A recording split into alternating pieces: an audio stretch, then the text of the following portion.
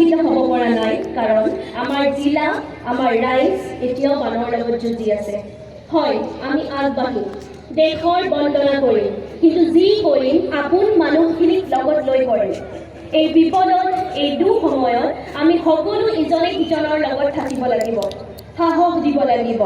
আজি এই পবিত্ৰ দিনটোত দেশৰ অখণ্ডতা আৰু শান্তি শৃংখলা অটুট ৰখাৰ কাৰণে দিনে ৰাতিয়ে অতন্ত্ৰ প্ৰহৰী ৰূপে আমাক সুৰক্ষা দি থকা সামৰিক বাহিনীৰ জোৱানসকলক মোৰ আন্তৰিক শ্ৰদ্ধা জ্ঞাপন কৰিছোঁ